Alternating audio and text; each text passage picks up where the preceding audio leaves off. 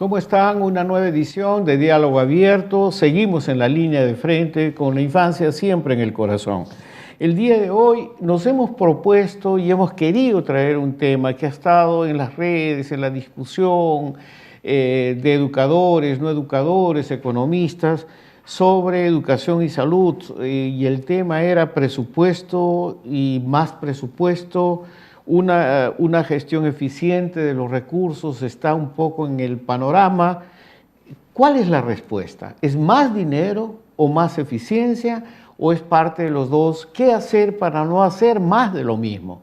Porque dinero siempre es necesario. Tenemos que abogar por un mayor recurso para educación, claro, para salud también, pero no para hacer más de lo mismo, que creo que es un tema que a todos nos preocupa. Esto, aparte de la emergencia, creo que es un momento importante para repensar estos asuntos y nada mejor que con todas las personas que hemos convocado el día de hoy. Estará con nosotros el doctor Martín Vegas, que es ex viceministro de Educación, estará el amigo Paul Neira, consejero del Consejo Nacional de Educación y un líder importante en esta área. Estará el doctor César Guadalupe, presidente del Consejo Nacional de Educación, y también tendremos el grato placer de tener con nosotros después de mucho tiempo a Liliana La Rosa, ex viceministra del Ministerio de Desarrollo e Inclusión Social y presidenta de la Asociación de Enfermeras de todo el Perú. Creo que es un panel importante y una encuesta en línea. No se la pierda porque tendremos nada menos que a Elena Burga, ex viceministra de Interculturalidad del Ministerio de Cultura. Tendremos a Patricia Correa, que es educadora tan admirada, tan seguida, tan especializada en estos temas. Tendremos al doctor Ariel Frisancho, miembro de Inversión en Infancia y gran líder del desarrollo y trabajo de respuesta comunitaria. Y por supuesto también en la encuesta en línea Fabiola Jiménez, que es directora de la Red Peruana de Alimentación y Nutrición. Todo para pensar en este tema que con su participación y con sus sugerencias vamos a hacer un diálogo abierto importante. Comenzamos primero haciendo primero, saludando a esta alianza que tenemos con UCI Noticias, y a través de UCI Noticias estamos transmitiendo vía el canal 18.1 TV Digital, en señal abierta con canal 15 de Vez Cable Televisión, con canal 715 de Cable Más, canal 1 de Win Televisión y canal 516 de Claro. Justo a esta red se ha juntado en La Libertad 7 medios, en Piura tenemos 10 redes, radios regionales, en Arequipa también tenemos en Lima, en Huánuco, Pasco, Cusco, Junín, Lambayeque, San Martín, Ancash, Madre de Dios, Ica, Loreto. En fin, hay una red alternativa de redes, de radios, de televisión que se están juntando a esta plataforma de UCI Noticias y evidentemente están llevando para ustedes esta programación,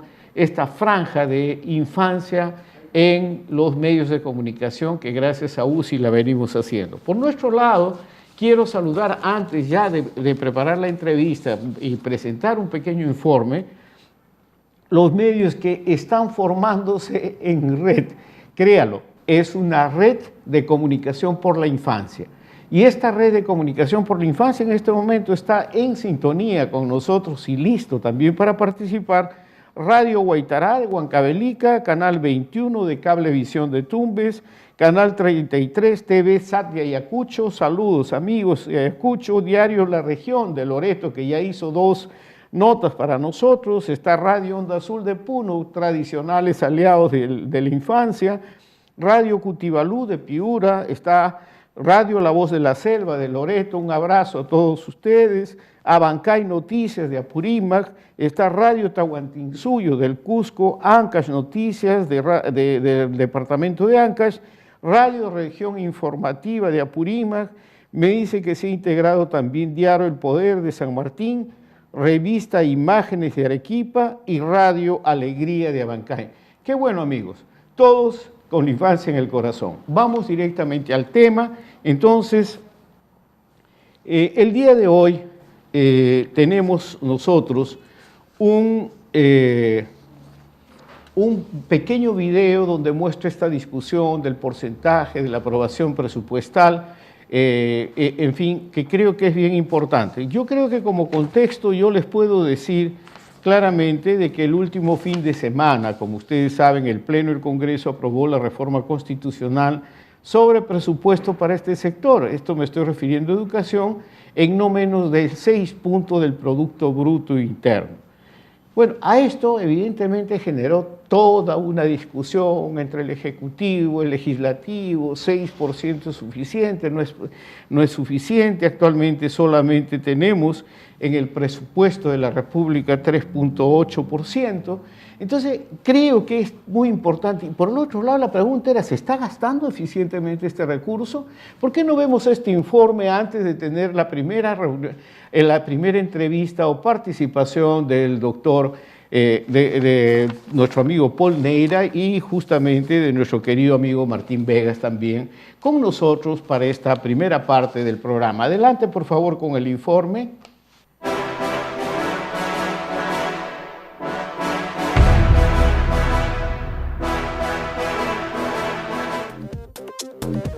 Para mejorar la educación en el Perú, no solo es necesario incrementar el presupuesto público, sino contar con acciones de gestión para mejorar su desarrollo. El último fin de semana, el Pleno del Congreso aprobó la reforma constitucional sobre el presupuesto para este sector en no menos del 6% del Producto Bruto Interno. La propuesta, a la que se opuso el Ministerio de Economía y Finanzas, obtuvo 115 votos a favor, 4 en contra y 5 abstenciones. Dictamen que contó con el voto favorable de algunas bancadas parlamentarias como de Alianza para el Progreso, FREPAG, Unión por el Perú, Podemos Perú, Somos Perú, Frente Amplio y Acción Popular. Estos recursos tienen previsto destinarse para mejorar la calidad de la educación, así como ampliar la cobertura de los servicios educativos. Todo bien hasta allí, pero la pregunta es, ¿cómo se dará el uso correcto a estos fondos si en el 2019, de los más de 31 millones de soles que se destinaron a educación, solo se emplearon el 90%? Además, esta medida, que generó distintas reacciones entre los poderes de Estado, hace cuestionarnos si tendrá un manejo adecuado en torno a una descentralización efectiva y eficiente del gasto. El año pasado, de los 188.572 millones de soles que fueron destinados como presupuesto público hacia distintos sectores, no se gastaron 51.271 millones. Así, para este año, el presupuesto total representa el 21.5% del PBI, teniendo en el sector educación un 3.8%, con 31.228.000 soles. Según expertos, al aumentarse en 6% y ante el estado de emergencia, significaría que otros sectores reciban menos dinero. Garantizar un buen gasto y que se vea reflejado en resultados es, sin duda, el camino para atender a los más necesitados. A la fecha se sabe que de los 241 millones de soles que presupuestó el Minedu para garantizar las clases virtuales, aún no se ha gastado ni un centavo. Sumado a ello que en este periodo de emergencia 6 sectores han ejecutado menos del 11% de su presupuesto asignado por la pandemia. Los sectores de educación, Contraloría General y Transportes y Comunicaciones son los del peor desempeño, pues el promedio del gobierno nacional es de 68.6%, pero 15 sectores están por debajo de ese porcentaje de ejecución. Las brechas son amplias, pero la atención de los niños y niñas en calidad educativa es uno de los retos que el país tiene que focalizar, donde no solo se trate de hablar de dinero, sino de acciones en la gestión del gasto. Dejar las disparidades entre nuestras autoridades sería un buen inicio para pensar y mejorar por la educación.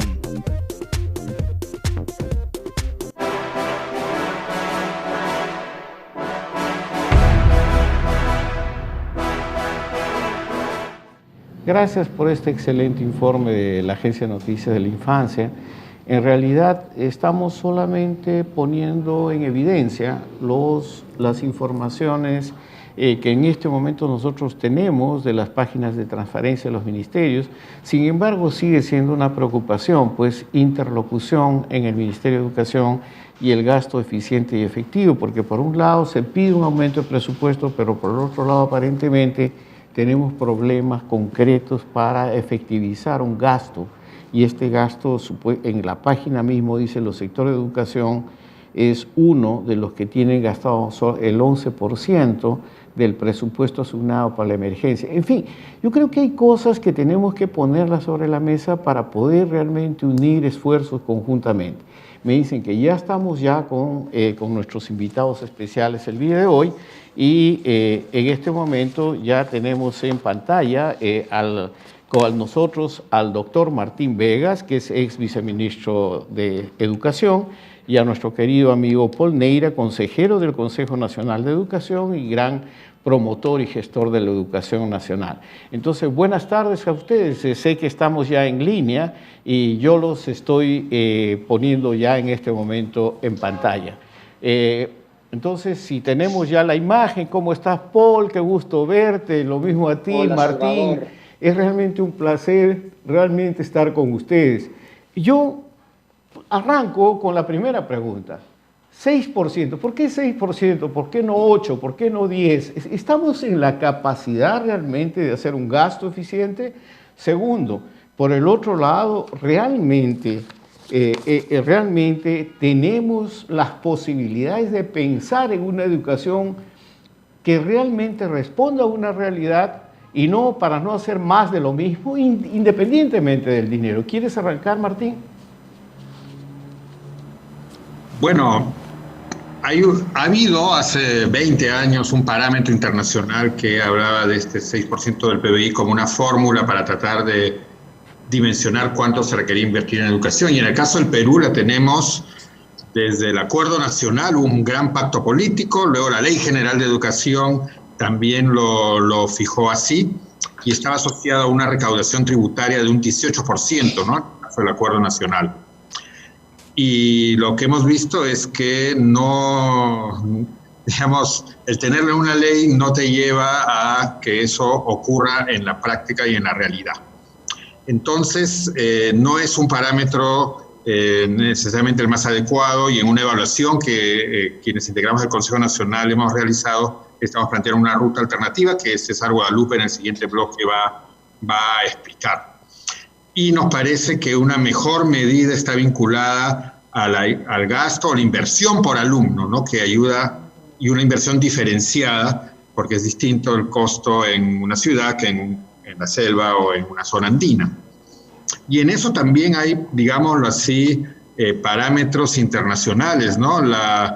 Este Club de los Países Ricos, que es la OECD, cuando hace sus análisis de PISA, señala que debería, cuando se invierte hasta, con un techo, unos $3.900 al año, cada dólar nuevo invertido sí mejora los puntajes en PISA. Más allá de eso, en realidad no necesariamente va a mejorar la calidad de la educación. Ahora, permíteme, Martín, en relación a esto, antes de pasarle a Paul para también sus comentarios, evidentemente esto tiene que ver con la eficiencia del gasto, ¿no?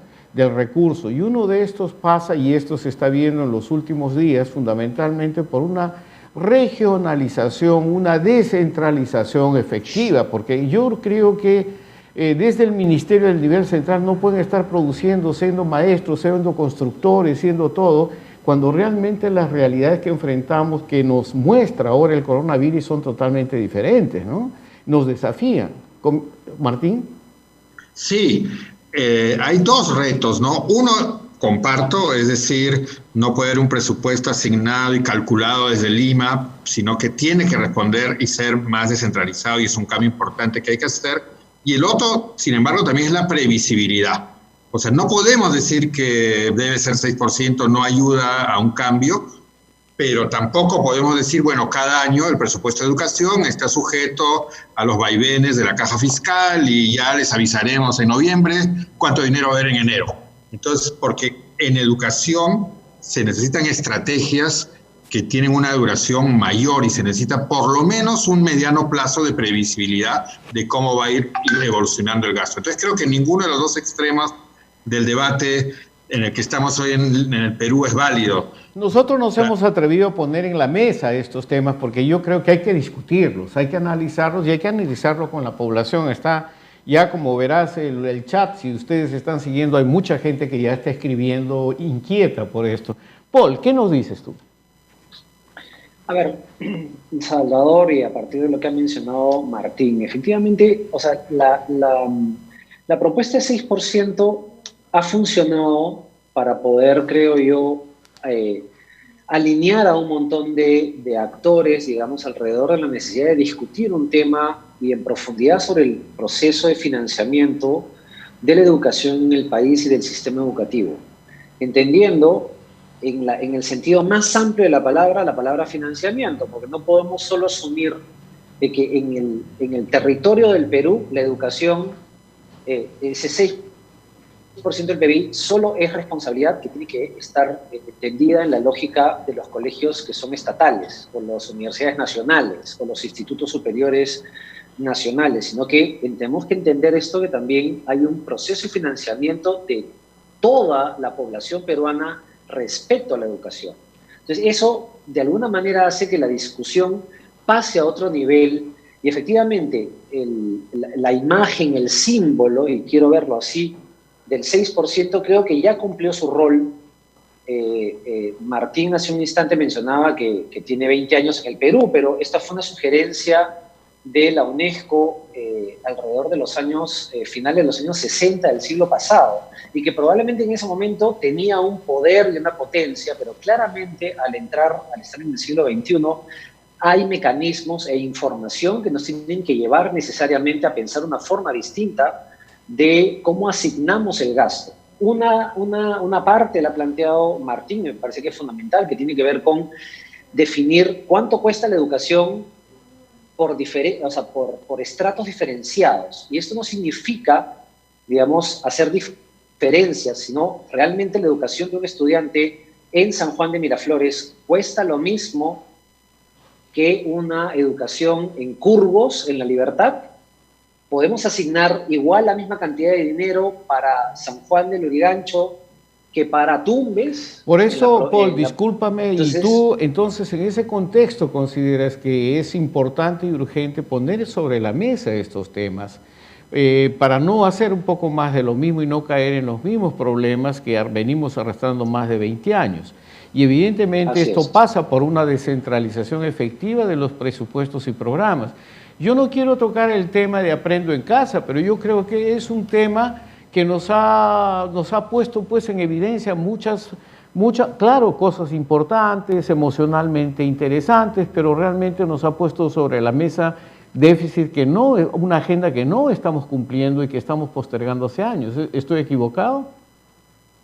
A ver, por partes, Salvador, porque efectivamente, o sea, claramente la crisis sanitaria lo que nos ha mostrado es la necesidad urgente de un país de tener una política clara de educación a distancia, que además vaya incorporando progresivamente, en una lógica progresiva, pues no podemos tenerlo todo al mismo tiempo, porque necesitas recursos para hacerlo, poder ir avanzando de manera orgánica y ordenada, y cubriendo los vacíos que existen para poder tener esa educación a distancia. En toda su amplitud, porque no nos confundamos cuando digo educación a distancia, uno podría pensar automáticamente en Internet y una computadora. Bueno, eso no me estoy refiriendo a una mirada integral de la educación a distancia en el país, pero eso requiere recursos y requiere además una estrategia sostenida, y ahí yo me conecto con lo que decía hace un instante Martín, en términos de que la lógica de financiamiento del sector educación no puede estar atada a un año fiscal.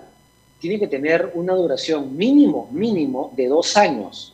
Pero ahí hay una serie de mecanismos, tanto tributarios como legales, por parte del Ministerio de Economía y Finanzas, que tienen que revisarse en función a esta nueva evidencia. Ahora, pero el segundo elemento que yo quería solo mencionar aquí, Salvador, para terminar la idea, y es que no basta solamente con definir el tema de costos diferenciados, sino también cuidar cuánto de ese costo está hundido en gasto corriente y cuánto en gasto de inversión.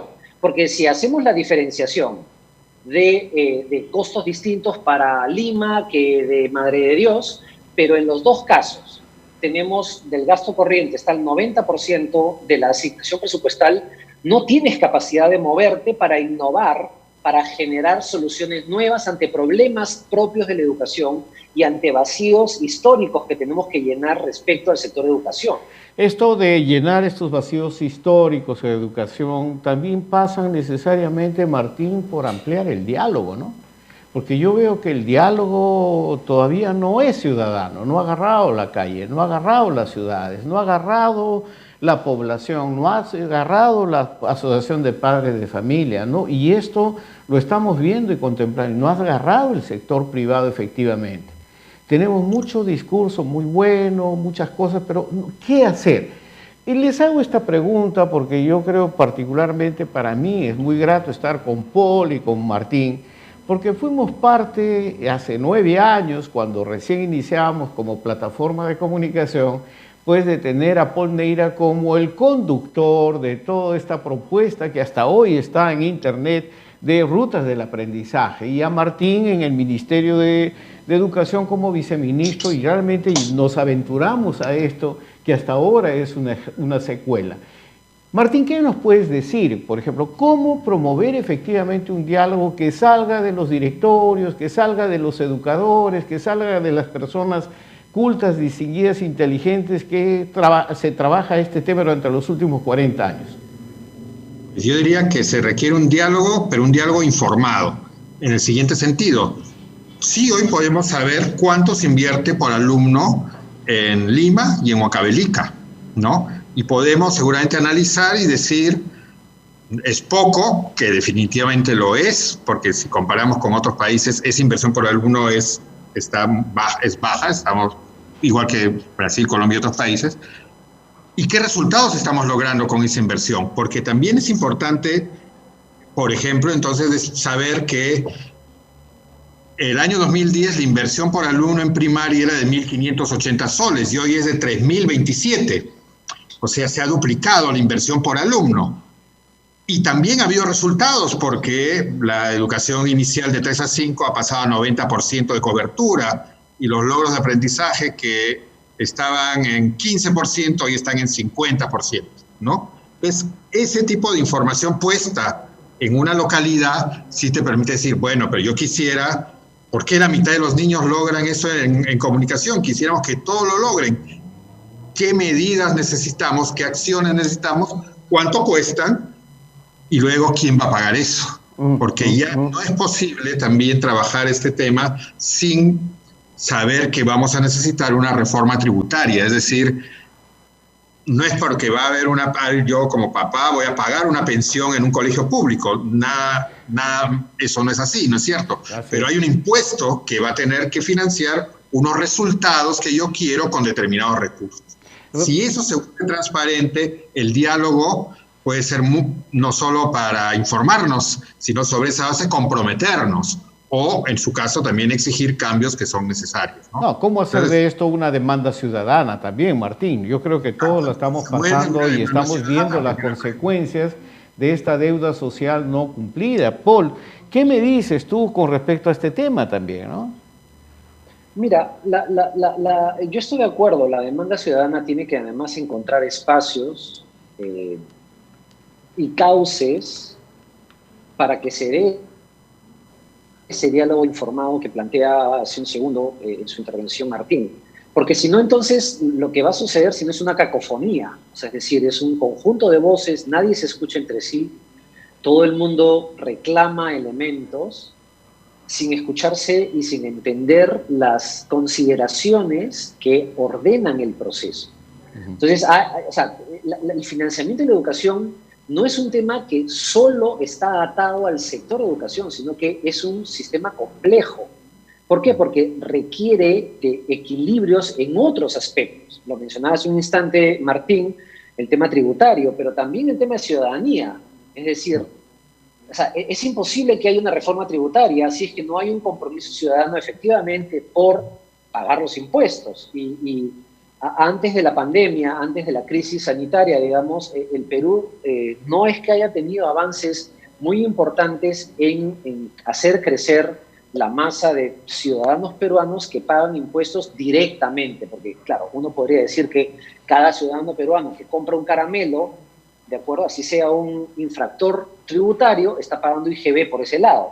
Pero cuando uno revisa las cifras del IGB, un punto del IGB son solo, bueno, solo, suena absurdo, digamos, lo que voy a decir, pero, o sea, son 6.000 millones de soles, ¿de acuerdo? Entonces, allí lo que tenemos que ver es cómo generar los espacios de participación, porque, de nuevo, frente a la decisión del Congreso de plantear 6% del PBI, como si por dar una ley eso va a suceder automáticamente en la realidad.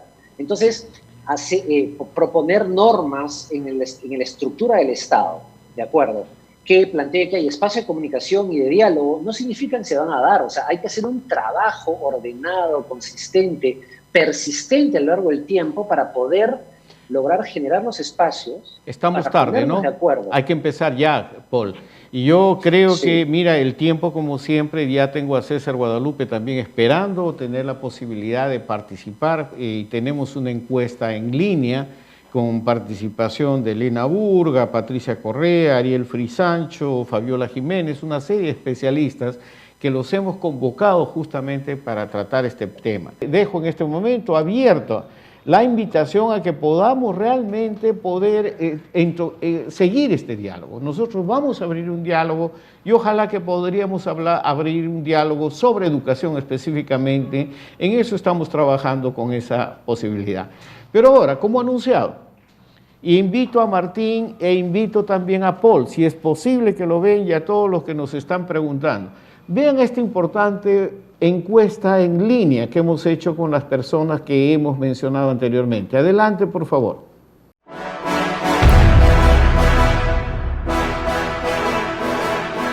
Yo creo que el momento actual que venimos atravesando, me estoy refiriendo al tema de la emergencia sanitaria por esta pandemia mundial, nos demuestra que cabe una reflexión muy profunda respecto a cómo conceptualizamos los peruanos la salud. Yo creo que desde hace mucho tiempo en nuestro país se ha reducido el concepto de salud, más bien se ha centrado en el tema de la enfermedad y a tener un enfoque biomédico recuperativo, hospitalario, que nos lleva, digamos, siempre a estar pensando en la salud como un sinónimo de hospitales, lo cual es necesario, ¿no? Necesitamos una buena infraestructura, necesitamos buenos sistemas de salud. Se está hablando de tener un sistema universal de la salud que pueda, digamos, cubrir las necesidades sanitarias de todos los peruanos.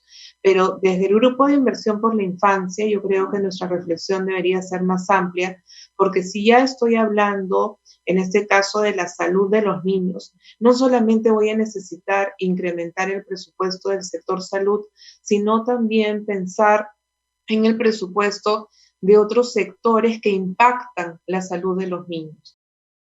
En realidad hace muchos años que en el Perú se señala que el presupuesto de educación debería ser de alrededor del 6%. No es que haya una cifra exacta, pero se considera que tanto salud como educación son sectores fundamentales en todos los países del mundo y que deberían tener aproximadamente ese porcentaje del Producto Bruto Interno. Entonces, en ese sentido, yo creo que no, yo particularmente no tengo objeción ni observación a que ese criterio se siga manteniendo, me parece importante, pero hay que complementar ese gran criterio, digamos, ¿no? Con otros que ayuden precisamente a que el presupuesto sea internamente en el sector distribuido de mejor manera, con criterios, por supuesto, de equidad, ¿no? Uno de los grandes problemas que tenemos en nuestro país y que esta pandemia además lo ha evidenciado mucho más, aunque ya lo sabíamos, es el tema de las desigualdades, de las inequidades, de las grandes brechas que tenemos en nuestro país entre zonas rurales, zonas urbanas, entre población que habla una lengua originaria, ¿no? Estudiantes que hablan una lengua originaria o que pertenecen a un pueblo originario y estudiantes castellano hablantes. Solo por poner algunos ejemplos de inequidades. También podríamos decir estudiantes con necesidades especiales, estudiantes de básica alternativa, jóvenes adultos de básica alternativa que tampoco tienen todo el acceso que requieren, ni tiene toda la calidad del servicio que se requiere.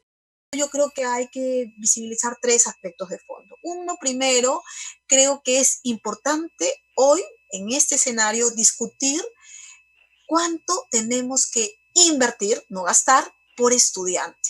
Hoy no tenemos esa información en un país tan diverso como el nuestro. Sin duda, desde una mirada descentralista, el promedio no ayuda. Necesitamos visibilizar una inversión, y obviamente un ejemplo claro es la inversión que tenemos que hacer en educación en la Amazonía, no solo en educación. Por lo tanto, creo que tenemos que plantearnos la forma de cómo estructuramos el presupuesto. Esto no solamente debe darse desde esta lógica de problemas presupuestales, que ha sido un gran esfuerzo técnico en los últimos años y nos ha ayudado a ordenarnos mejor, pero creo que tenemos que dar un paso adicional. Necesitamos construir presupuesto territorialmente. Sí considero que debiera haber un incremento semejante de la asignación presupuestal como porcentaje del PBI al sector salud. Considero que sí, en principio. Hay varios estudios que demuestran que la asignación nuestra como porcentaje del PBI al sector salud es bastante menor al promedio de los países latinoamericanos. Nosotros estamos, después de mucho esfuerzo, con algo así como 3.7% del PBI. El promedio del país latinoamericano está por encima de 5%, y la aspiración sería avanzar hasta un 7%, que es el cálculo que han hecho muchos expertos, se necesitaría para poder realmente garantizar no solamente acceso, sino una atención de calidad suficiente para todas y todos los peruanos. Pero, entonces también tenemos que considerar de qué PBI estamos hablando, porque no es lo mismo comparar el Producto Bruto Interno del año 2019 con el que vamos a tener entre el 2020 y el 2021. Sabemos de las dificultades que ha padecido la economía peruana en este periodo, y no hay nada que nos garantice que esta situación vaya a mejorar en un corto plazo. Entonces, tanto el presupuesto de lo que se acaba de aprobar como 6% de porcentaje PBI para educación, como algo aspirable en salud, se enfrenta con el reto que posiblemente estemos hablando de una asignación menor en general como PBI, ¿no? Y el segundo gran reto es no solamente cuánto incrementas, sino para qué lo estás incrementando y cuál es la capacidad de gestión real de poder ejecutar estos presupuestos. Importante opinión que recogida en línea de estas personalidades del mundo de la salud, de la educación, como son Elena Burga, ex viceministra de Interculturalidad, Patricia Correa, educadora, experta en temas de política pública y gestión descentralizada, el doctor Ariel Frisancho, director de la Misión Médica Católica del Perú, con mucha experiencia de campo, y Fabiola Jiménez, directora de la Red Peruana de Alimentación y Nutrición. Todos dicen que sí es importante, que es importante dialogar e incrementar, si es necesario, el presupuesto de la República, pero mucho más importante es descentralizar y gastarlo efectivamente, porque no podemos seguir haciendo más de lo mismo, más dinero para hacer lo mismo, no tiene sentido. Entonces yo creo que la pandemia nos ha puesto en evidencia sobre estos puntos, y ahora yo tengo una invitada muy especial y lo hacemos con mucho cariño desde Inversión en la Infancia, desde Diálogo Abierto, y yo sé que toda la red de enfermeras del país está sintonizada, y lo mismo agentes de salud en el país. Estoy nada menos que con la doctora Liliana La Rosa, ex ministra de Desarrollo e Inclusión Social. Doctora Liliana, muy buenas tardes, bienvenida a Diálogo Abierto. Muchísimas gracias. Liliana, la pregunta es, ¿se debe incrementar el presupuesto de salud? Pero la pregunta también viene al lado, incrementarlo, pero con un compromiso de un gasto eficiente y efectivo de estos recursos. Y vemos que no necesariamente se está haciendo esto. Y por el otro lado, incrementar el presupuesto, ¿para qué? ¿Para hacer qué? ¿Para hacer más de lo mismo? Entonces, quiero un poco un análisis y una opinión para ponerlo sobre la mesa. Muchísimas gracias por la oportunidad, Salvador. Me encanta de verdad poder compartir contigo y con todos los que están en este momento conectados y dialogar sobre este tema fundamental que es la salud pública de nuestro país. Sí, es necesario más presupuesto, no tengo ninguna duda. Tenemos un gran retraso en términos presupuestarios, tenemos una gran necesidad de una carrera pública sanitaria y eso significa inversión. Nos basta construir hospitales, nos basta hacer más eficientes las adquisiciones de vacunas o las adquisiciones de medicamentos, insumos. Hay que ponerlos ahí donde más se necesitan, en la costa, sierra y selva, y hay que poner profesionales donde más se necesitan. Por ejemplo, son 132 enfermeros por cada 10.000 habitantes en Alemania y aquí tienes 14 enfermeros por cada 10.000 habitantes. Y en Loreto hay 7 enfermeros por cada 10.000 habitantes. En el Perú tenemos aproximadamente 12 médicos por cada 10.000 habitantes, pero en Loreto, en San Martín, incluso en Piura, los estándares son inferiores. Así no se puede garantizar la salud. Si no hay profesionales al mando de los servicios de salud, no se puede garantizar el derecho a la salud. Tenemos que cambiar esta forma de pensar la salud y el cambio tiene que ser radical. ¿Qué proponemos nosotros? Proponemos priorizar la atención primaria de salud y proponemos invertir la pirámide. Hasta ahora lo más complejo era el nivel instituto y lo más básico, lo más simple, lo que se suponía lo podía hacer técnicos de enfermería es el puesto de salud 1-1 que le llaman en el Ministerio de Salud, que quiere decir el puesto de salud del pueblo más pobre del país. Ahora, si Liliana, el otro día vimos... eso, hay que invertir la pirámide. El otro día vimos un reportaje muy doloroso que nos llegó del interior de la Amazonía, donde prácticamente divulgamos esto que causó un gran impacto, inclusive para los medios locales en Loreto, donde se dio justamente la dimensión humana, el rostro humano de lo que significaba tener un puesto de salud en la punta de una comunidad amazónica, para yo no hablarte de las comunidades indígenas, estamos hablando de distritos ribereños, donde solamente existe un asistente de salud y no tenemos necesariamente un servicio de atención. Lo que yo necesito, esto no es nuevo, esto es una deuda que tenemos acumulada muchos años y que realmente cada cierto periodo lo retomamos, pero realmente no paramos la cosa. Hay espacio para poder discutir lo que tú has dicho, hay espacio y hay oídos que quieran oír para poder realmente redimensionar una estrategia de atención primaria de salud o de revertir la pirámide, como dices. Yo creo que el gobierno se ha resistido 2 meses de cuarentena a oírnos a los salubristas que estábamos exigiendo el fortalecimiento del primer nivel de atención. Pero no les ha quedado más remedio porque se dieron cuenta que la estrategia de lucha contra el COVID, en este momento concreto de la pandemia, estaba fracasando si seguían hablando solamente de ventiladores, camas UCI y poner profesionales en los hospitales. ¿Por qué? Porque estábamos llegando no a la promoción, no a la prevención, sino estamos llegando a la curación final y a la muerte.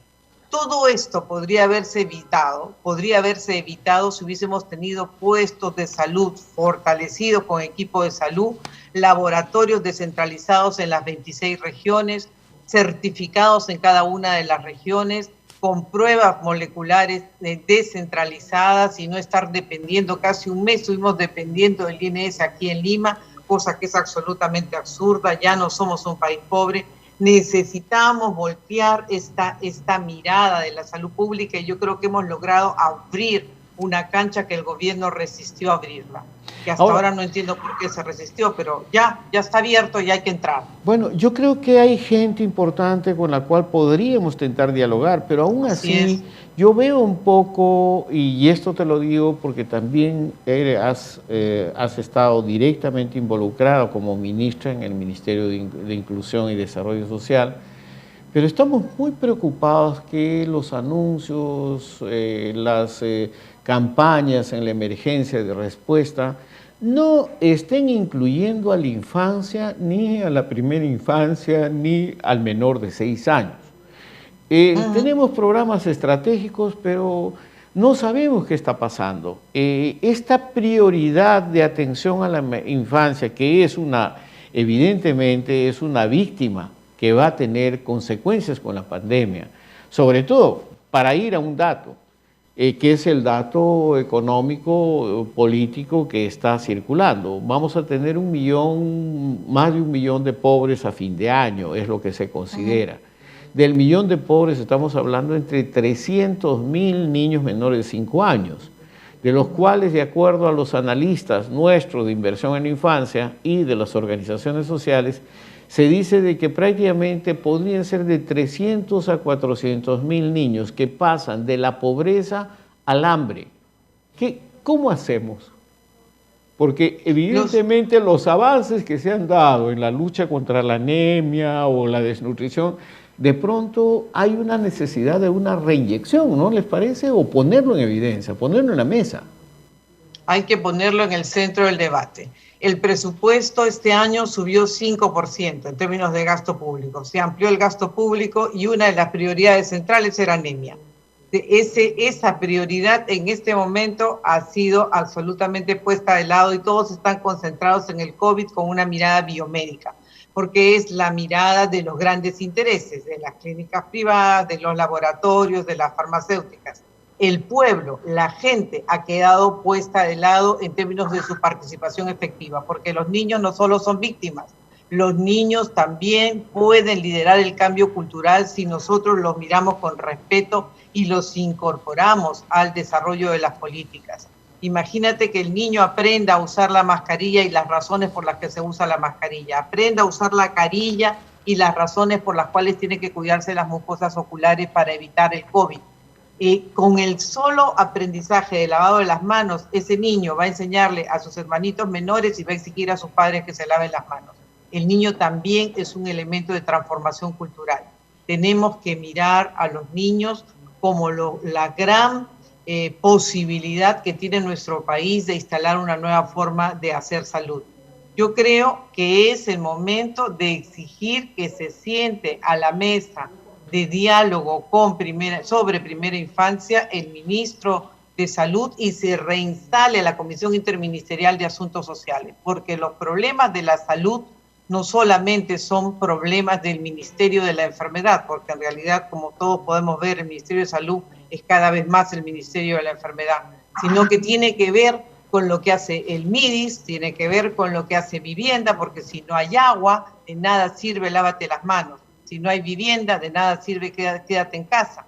Necesitamos de nuevo instalar nuestra agenda, la agenda del cuidado de la infancia, la agenda del cuidado de la salud y la participación ciudadana en la Comisión Interministerial de Asuntos Sociales. Creo que eso es un área en la que hay que ir juntos. Yo desde ya como decana del Colegio Nacional de Enfermeras pongo a disposición ese espacio para juntos sumar esfuerzos y proponerle esto al gobierno. Totalmente de acuerdo contigo, Liliana. Yo creo que es importante poner todos estos temas en la mesa y yo particularmente te quiero mencionar de que realmente para nosotros un rostro humano en la línea de frente, aparte de los médicos, han sido las enfermeras que día a día han generado esto y a través tuyo nuestro reconocimiento, agradecimiento y esperamos que no se olviden pues, de nuestros pequeños que necesitan vacunarse, que necesitan el CRED, que necesitan ser atendidos y se priorice la alimentación y nutrición.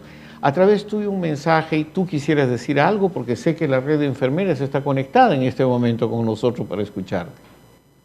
Todas nuestras colegas y en particular nuestras heroínas y nuestros héroes, todos estamos convencidos de la prioridad de cuidar a nuestra infancia. Nosotros somos responsables del control de crecimiento y desarrollo, somos responsables de la vacunación a nivel nacional.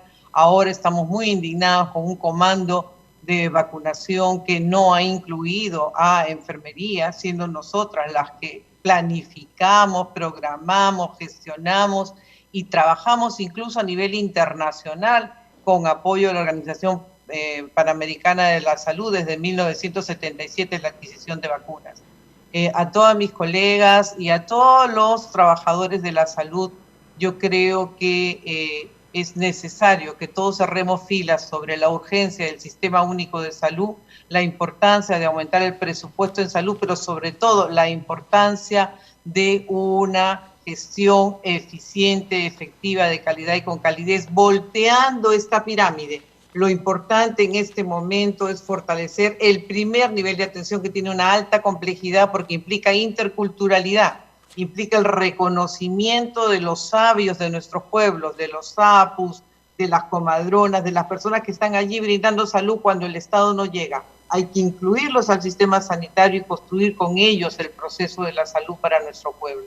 La cogestión, mira, Salvador, permíteme decir, la cogestión es un instrumento de gestión con participación ciudadana que ha demostrado que se disminuye la corrupción, se mejora la calidad y se mejora la permanencia de los profesionales en los servicios de salud. Esto consideramos que es un instrumento que hay que reponerlo en el Ministerio de Salud, no solo para el primer nivel de atención, sino hasta los institutos. Necesitamos buscar formas distintas de gestionar. Imagínate un Instituto Nacional de Salud del Niño de San Borja o de Salud del Niño de Breña, con padres de familia puestos allí y con consulta a los niños sobre la calidad de atención y sobre las prioridades nacionales. Tendríamos que cambiar la lógica. Cambiar la lógica. En este momento es clave. Muchísimas gracias, como siempre, tus palabras y directamente al grano, directamente a lo efectivo. Gracias. Y desde acá están haciéndome llegar una nota. Ojalá que el Colegio de Enfermeras y tú particularmente puedas integrar este colectivo ciudadano de inversión en la infancia. Necesitamos realmente de tu experiencia y tu opinión. Cuenta conmigo desde ya, me comprometo, con todo gusto, y yo estoy segura que mis colegas se van a sumar porque somos parte de esta historia. Nosotros somos parte de la protección de la infancia desde nuestra formación y con todo cariño. Muchísimas gracias. Fue la doctora Liliana La Rosa, ex ministra del Ministerio de Inclusión y Desarrollo Social, quien estuvo con nosotros, gratos y sorprendidos. Y frente a esto yo quiero darles en este momento una noticia, retomar esta noticia. Tuvimos realmente un impacto importante con la realización del curso Gestión desde lo local por la infancia, la niñez, la adolescencia. Ustedes lo han pedido, vamos a repetir el curso en tiempo real y vamos a tomar en consideración también las sugerencias de los temas que nos han hecho llegar. Entonces vamos a un corte, vamos justamente al programa, a este informe y luego un corte.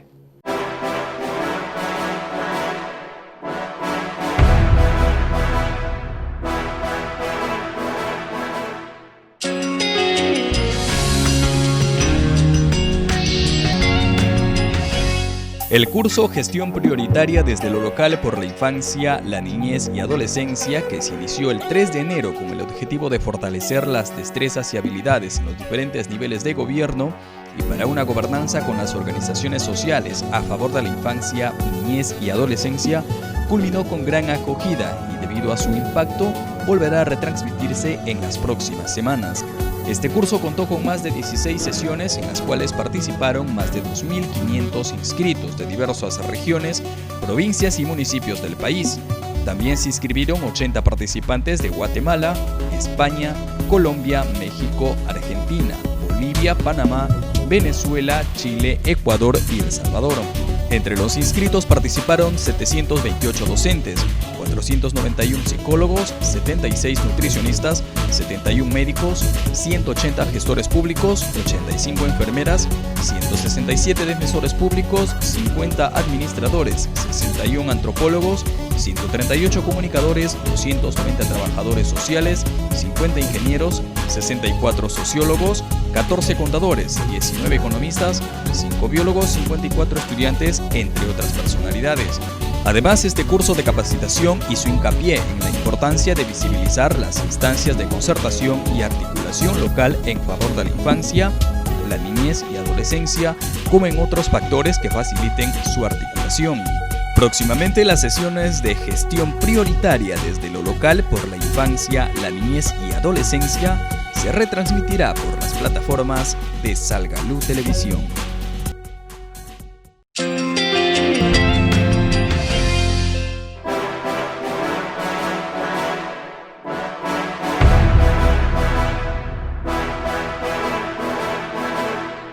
Estamos nuevamente de retorno con Diálogo Abierto, luego de haber presentado este informe importante sobre el impacto que ha tenido el curso Gestión desde lo local por la infancia, la niñez y adolescencia. Agradecemos no solamente a los 2.500 participantes inscritos en Perú, sino a los participantes, que son más de 100 de los diferentes países que nos han visitado, caso Guatemala, El Salvador, México, Colombia, en fin, todos ellos que han participado también, 2, 5, 7, 8 personas, y quien han calificado realmente como importante la presencia de este curso. Este demo estará a disposición, repetiremos el curso como se ha solicitado y seguramente haremos un nuevo programa de respuesta en emergencia, infancia y niñez, que esto lo discutiremos el día de hoy.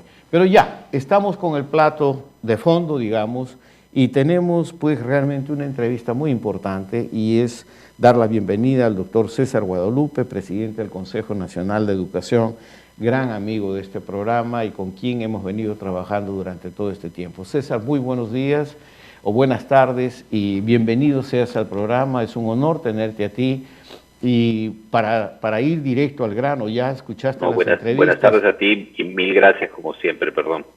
Gracias. No, como sabes ya el tema, hemos querido rescatar este tema y estamos hablando de que tenemos que poner este tema como un tema más ciudadano, sacarlo de las esferas, de las discusiones un poco, ¿cómo se llama?, especializadas para ponerlo en un tema ciudadano. Y la pregunta es, ¿educación y salud un mayor presupuesto? Sí, claro. Pero también es necesaria una gestión eficiente de los recursos porque estamos viendo que la implementación y la centralización de esto nos está pasando la factura, sobre todo con este coronavirus que cada vez está siendo más fuerte.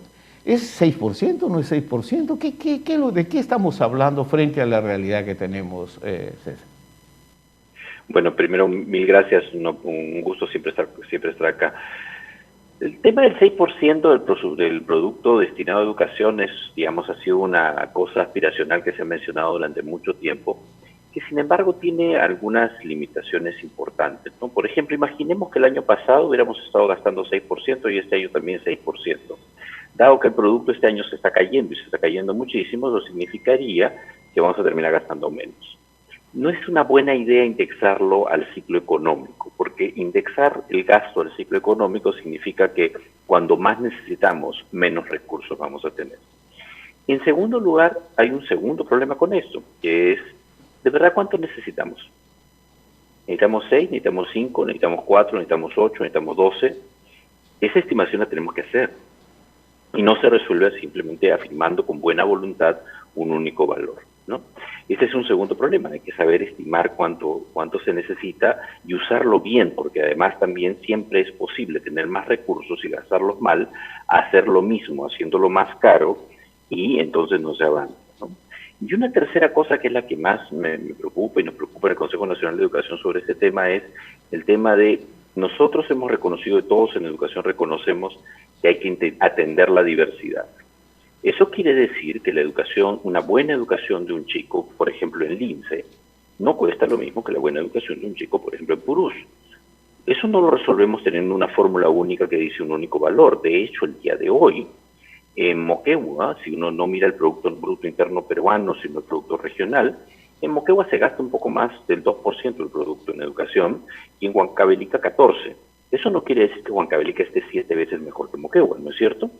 Eso quiere decir que las necesidades son distintas y hay que asignar recursos de acuerdo a la necesidad de las personas. Y ese es el problema fundamental. Bueno, sí, César, ahí es donde viene un poco el tema, que estás viendo la enorme participación que hay con preguntas en el chat. Espero que los amigos del Consejo puedan responder alguna de estas preguntas que están en vivo.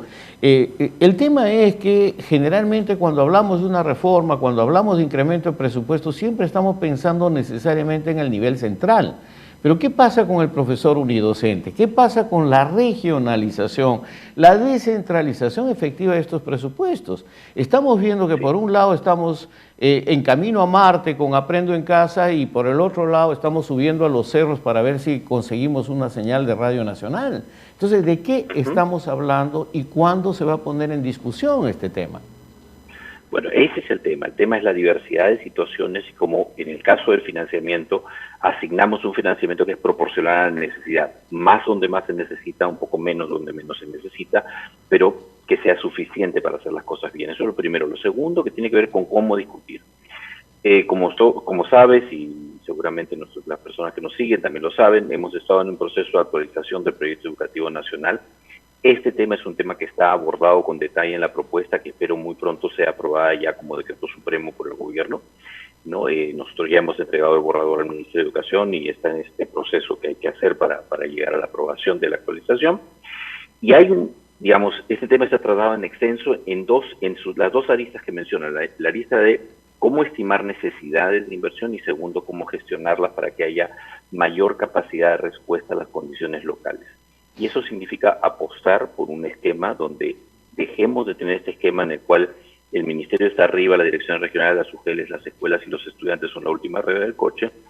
Pongamos esto al revés para que esté no de cabeza sino sobre sus pies, porque hoy está de cabeza, y pongamos al estudiante, al docente, a la escuela y a la comunidad arriba y todo lo demás al servicio de ello, y las decisiones y los recursos puestos arriba y no en el nadie, querido César, disculpa, nadie duda de la importancia del proyecto educativo nacional, y justamente hoy en la discusión que hemos tenido con las personas especialistas que te antecedieron fue cómo hacemos de esta discusión una discusión ciudadana. Porque una cosa es la palestra entre los educadores, porque yo creo que los mensajes se vienen repitiendo como mensaje intelectual, contextual, cultural hace más o menos 30 años. Pero ¿cómo hacemos para que la población realmente se apropie de esto y la haga suya? Porque creo que ahora con la pandemia se ha puesto claramente en evidencia que hay necesidad de reivindicar no muchas banderas, pero sí banderas fundamentales. Y estas banderas fundamentales pues tienen que ver con escuela pública, tienen que ver qué significa realmente una comunidad educadora, qué realmente es la corresponsabilidad en todo esto. No sé, me gustaría tu reflexión para ver cómo hacemos de esto un diálogo ciudadano. Sin duda, en la experiencia de la actualización del proyecto educativo nacional hemos podido convocar la opinión de más o menos 250.000 personas en todo el país. O sea, eso ha sido un esfuerzo muy grande que no lo ha hecho el Consejo solo, lo ha hecho de la manera que de la única manera que eso se puede hacer, que es involucrando a organizaciones y personas en todo el país. Nosotros hemos tenido lo que llamamos grupos impulsores de la consulta del proyecto educativo nacional en todas las regiones, y esto nos ha permitido llegar con, digamos, espacios de discusión a más o menos casi a todas las provincias del país, prácticamente al 90% de los distritos del país. Eso hay que mantenerlo activo y vivo, institucionalizado en los comités de participación, o no institucionalizado y en espacios de discusión donde los medios y espacios como el que aquí se maneja, en el que estamos hoy día, espacios como este son claves para poder llegar a las personas y animar la discusión, y no hacerla una discusión académica, sino hacerla una discusión efectivamente ciudadana, que se informe, que tome las cosas que el mundo académico puede dar, pero que fundamentalmente pongas por delante la afirmación de los derechos y la responsabilidad de las personas. Yo creo que, César, hay una última pregunta para ti y que creo que es que tiene que ver con todo lo que estás mencionando.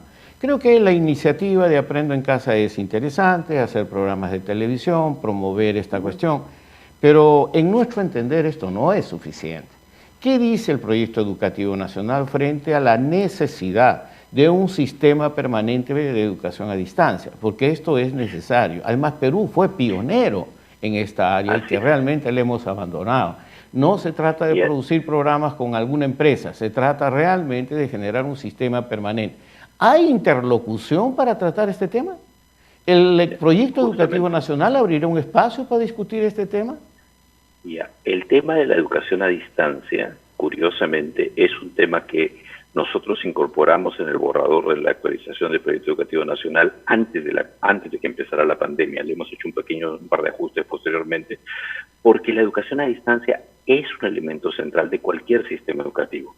Has mencionado, nosotros hemos tenido una súper experiencia histórica en esto. Tú y yo nos conocimos hace ya varias décadas en ese contexto, ¿no? Y es necesario revalorarla, primero haciendo dos correcciones sobre los énfasis que están hoy día, que son totalmente comprensibles. Educación a distancia no es solamente computadoras, es una propuesta pedagógica que puede basarse en distintos tipos de medios. Y en segundo lugar, eso, que es una propuesta pedagógica dirigida no solo a personas en términos individuales, sino, por ejemplo, y tú lo recordarás de la Teleeducación Popular de Arequipa, dirigida a colectividades y a organización civil que sustenta esto.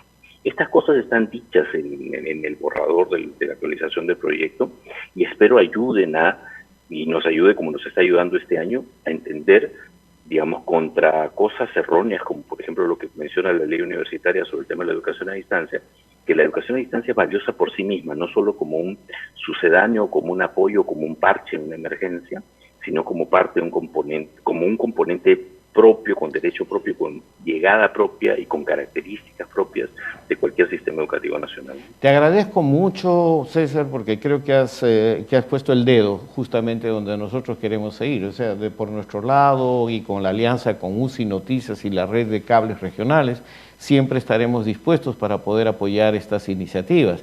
Y en ese sentido, pues te agradezco, estamos en red en este momento con más o menos 18 estaciones y medios de comunicación de provincia. Seguramente no tendremos la media general, pero creo que estamos llegando ya a los medios específicos en Puno, Abancay, Cusco, Arequipa, Loreto, Amazonas, San Martín, 2 emisoras de radio se han juntado el día de hoy. Yo creo que hay Perú para hacer esto y te agradezco mucho por tus palabras y tu mensaje.